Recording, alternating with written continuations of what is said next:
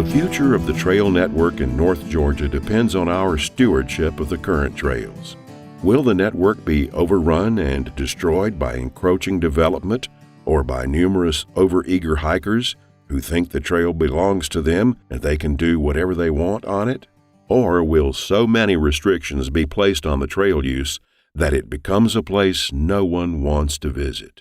Achieving the balance between these two extremes will not be easy. What do some leaders see as the future of trails in North Georgia?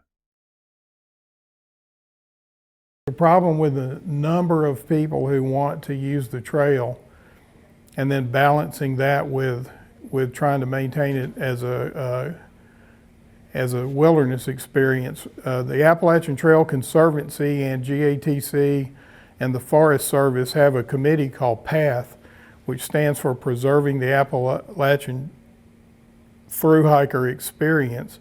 And we work on ways to mitigate that problem, that how to spread the people out, how to get people not to all start at the same time.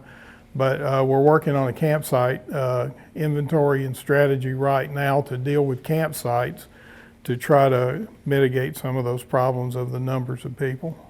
If you really want to go have a good trail experience, go in November. So what do we need to do? My view is perhaps controversial, but I've hiked out west some, John Muir Trail, for instance. To go hike on the John Muir Trail, you have to indicate where you want to start and how many days, and they have an allocation. And so you may not be able to get the exact date at the exact location, but you file for it, and you're assured of having a good experience. It will not be overrun. I think that at least for the through hiker season in Georgia, we're going to be forced to go to that. People loving the trail to death, just the great numbers of people. I think that is one of the big challenges. I think it can be handled if we're smart about it, whether it's dispersed camping or just setting up more campsites that we're willing to say this particular piece of ground is going to get beat up, but we're going to accept that so that the rest of it doesn't get beat up. There's an answer someplace to accommodating more people. Because on the one hand, we want more people to come out and enjoy the trail. And I don't think we can say on the one hand we want that to happen, and on the other say, but we're going to start issuing permits, or we're going to start limiting the number of people that can use it. I think our challenge really is to figure out a way that we can keep allowing more people to hike on the trail, while at the same time making sure that we don't abuse it. I would say to anybody today who wanted to know what I thought should be done or they should do, the need today still in my mind is to finish the protection of the trail and appreciate what you've got out here, because it's not out here just by luck. It took 30 years on the AT to get that trail fixed, and once that land is built on where the trail ought to be, you pretty much lost it unless you're going to go in and buy it and tear houses down. Take care of the trail. Be neat in what you do. Use the privies, use cat holes. Enjoy it. It's a lot tougher trail than most people think. So don't bite off more than you can chew. Don't carry more than you have to. And whatever you bring in, take it out and remove it from the trail. And don't destroy the trail. Of course, if you look at the North Georgia mountains or look at the Western North Carolina mountains, we've got hiking trails everywhere, but little in the way of maintenance for a lot of those trails. So I think, people who are looking for a trail to hike in Western North Carolina, they're probably going to gravitate to something like the Bartram or gravitate to something like the AT. I can just think of miles of other trails in Western North Carolina and North Georgia that are just being totally neglected. So I think as far as fitting into a network, a landscape kind of network of trails, it's a major trail. And I'd like to think down the road that we're going to be able to develop trails like getting the Bartram out to the Benton McKay, so that we can think about a big network of trails and a big loop system of trails that people are asking about all the time. My message to the public would be that the Appalachian Trail is a wonderful national resource. Come out and use it carefully, take care of it, leave it better than you find it, so that it will last another 100 years. Trails and trail structures are being built to allow for future use, but still preserve the primitive hiking experience. Views are mixed about the continued viability of shelters and privies in the future, trying to balance the overuse of a location with the social aspects of sharing trail space. The future is probably they're going to eventually do away with the shelters. I know we've got several that if anything ever happens to them, they will not be replaced. So that means a loss of campsites, which means that you've got to have some place for the campers to go.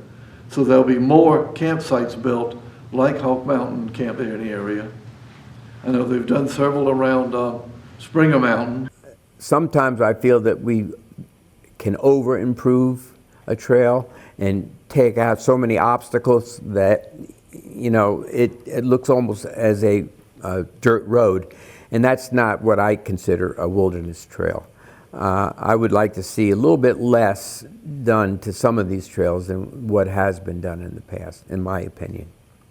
We have no designated camping, it's all dispersed. There are a couple of sections of trail that, for better or for worse, I know the jury's out on this, but I think a trail shelter would be a good idea, because we really don't have much in the way of developed, designated kind of backcountry camping.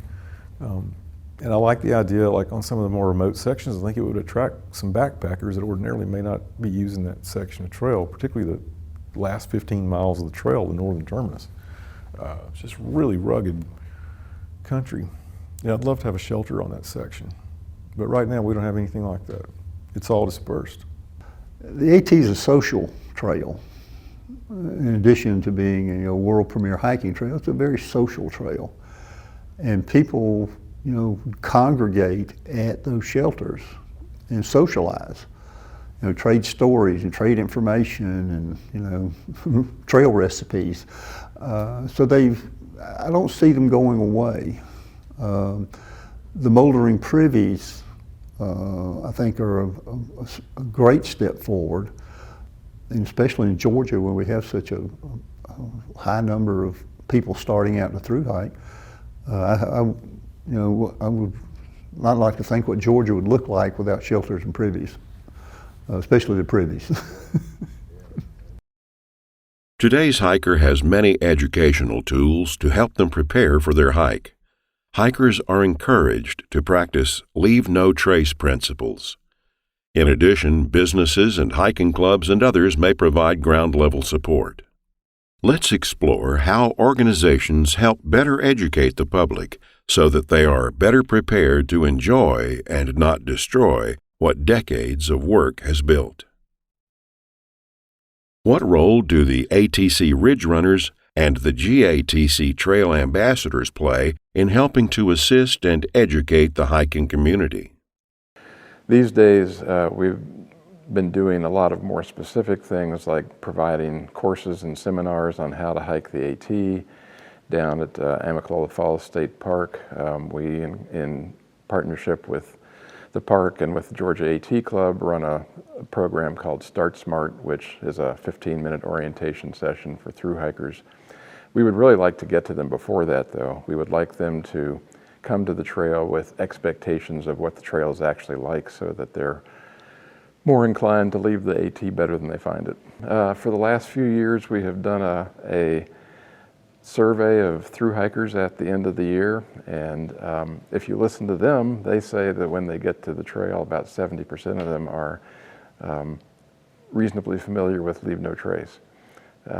By the end of the hike, they say they're at about 90 to 95%.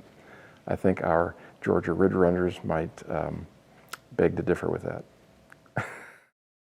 What role could social media play in educating the public? Who is playing that role now? On social media, a lot of people now who consider themselves influencers, if you will, that contribute information for people who are looking for it about how to hike the AT.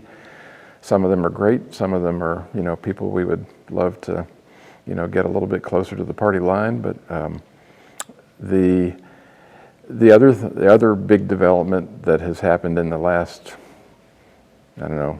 5 to 10 years is an app specific for the Appalachian Trail, the Guthook app, which is now widely used. And Guthook is actually a master educator of Leave No Trace, and so he's concerned about the same things we are.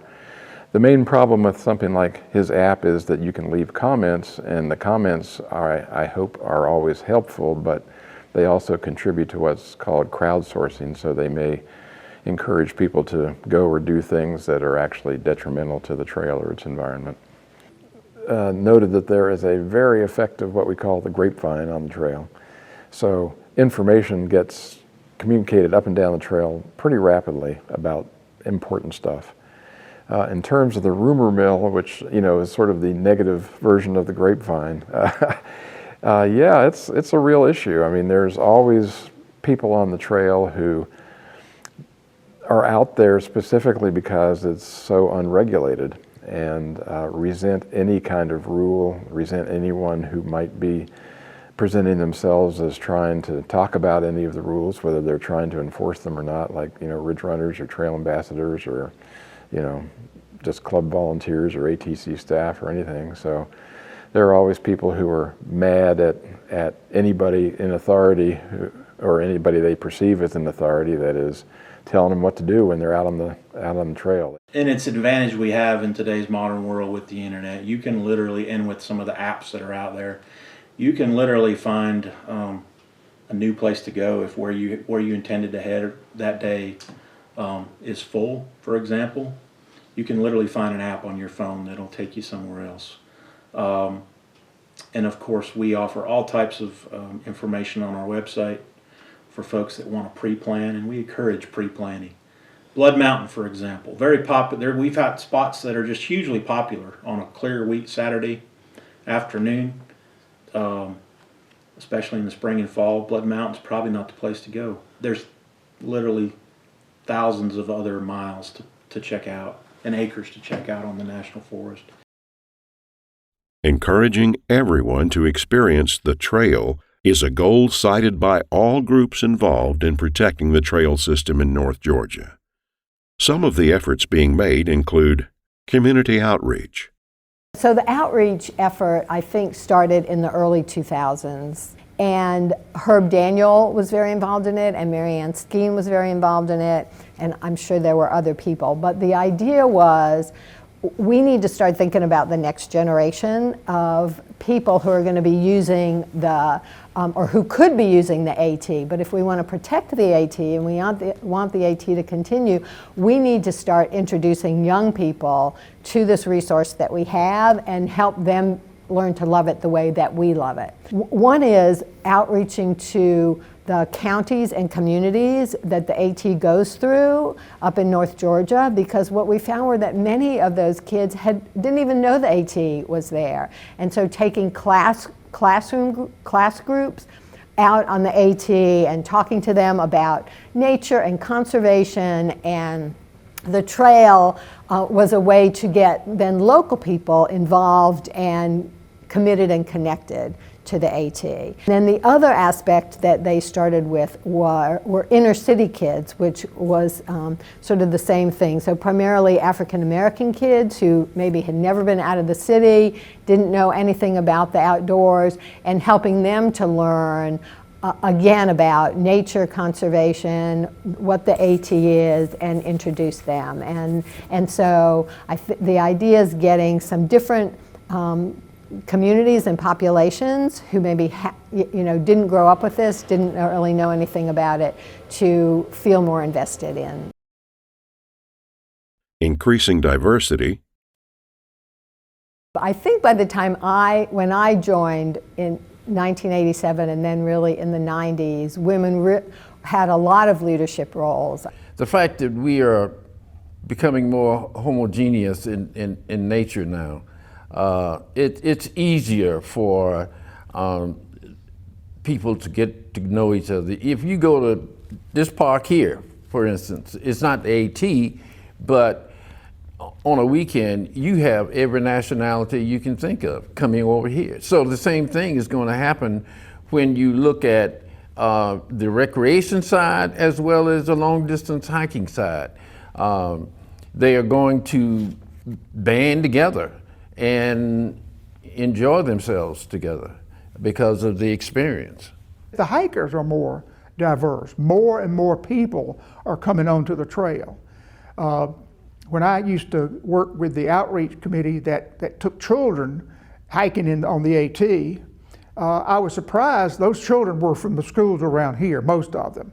And as we talked with them, we found not one of them had ever set foot on the trail, even though they lived within 15 miles of it.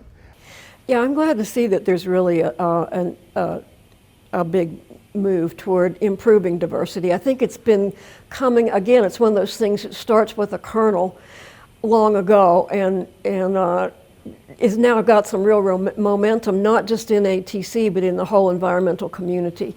If you get magazines from a variety of environmental organizations, and there's just a lot of emphasis on this. And I think one thing that's helping is that you're getting a lot of younger people in those communities who are doing this, so they don't have to depend. You don't have to depend upon the little old ladies with white hair taking people out to do these things. You know, I spent a number of years taking little boys from the west side of Atlanta on outreach trips, and GATC sponsored that program. And I think now they can get some role models from their own community that might make them feel more comfortable. They'll say, hey, this is fun. I think I'm seeing more and more commentaries from people who I was surprised that they felt they didn't belong. When you have some personal blogs or whatever from, say, African American hikers who felt like people were looking at them strangely, like, what are you doing here? And I wouldn't have, it's opened my eyes for them to write this, and I'm glad they're doing it, and I hope that we can all be more sensitive to that kind of thing, because I think that's, I want them to be out there too. And I think they're getting more role models from these other communities. Well, there's a lot of opportunities for the future. And by that I mean opportunities to increase the diversity of people who interact with the National Forest. The fact is we're only reaching a percentage of the population out there, especially urban population. And one of the ways we want to look to the future is our outreach efforts with kids. And we partner with the trail community in that regard too.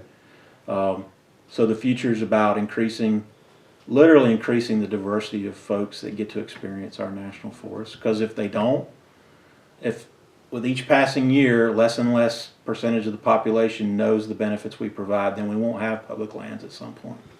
So our goal is to increase the percentage of folks that are in, especially those that are first-time users or have minimal experience. People with disabilities. Well, certainly people with disabilities are allowed on the AT and encouraged to use whatever sections they think that will fit their needs, and some do. Of course, I can't think of his name at the moment, but the famous blind hiker who hiked all of the AT with his guide dog.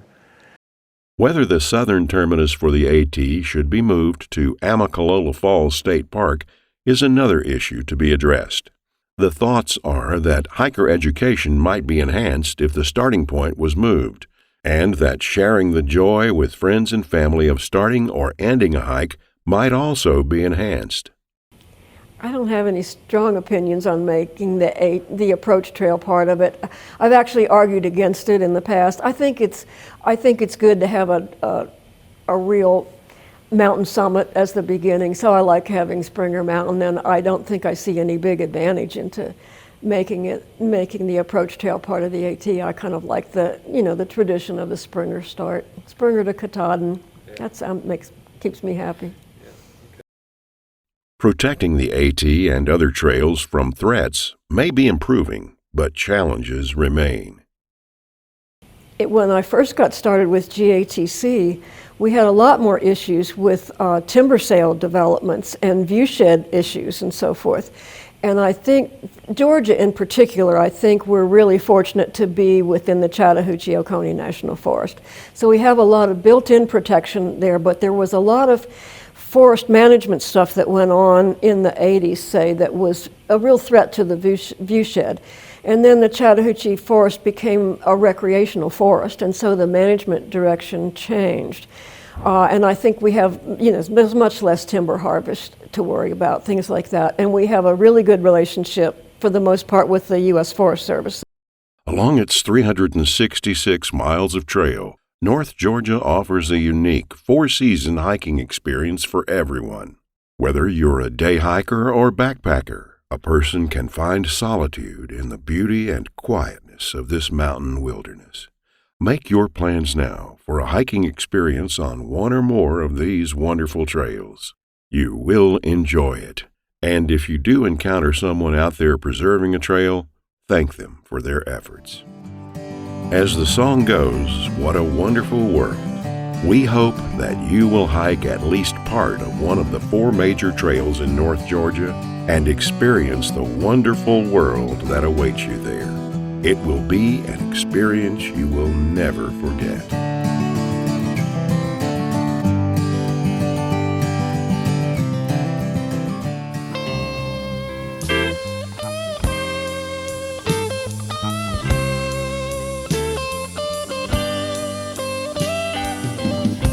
Georgia,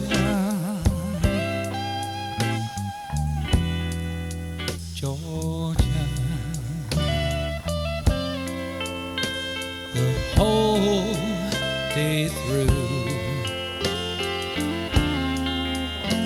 just an old sweet song.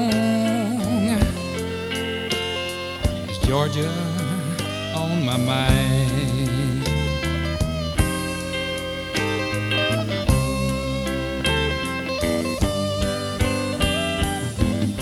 Georgia,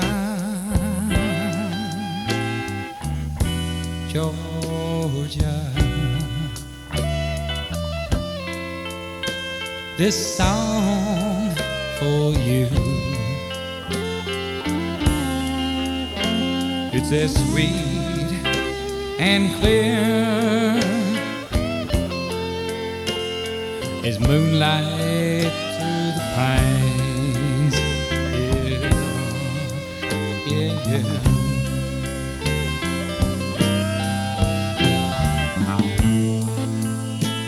Other arms reach out to me, and other eyes smile tenderly.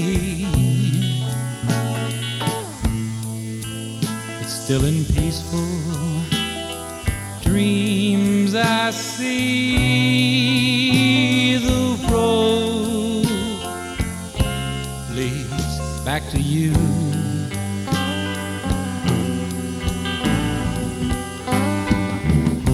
Georgia, Georgia, no peace do I find like an old sweet song. It's Georgia.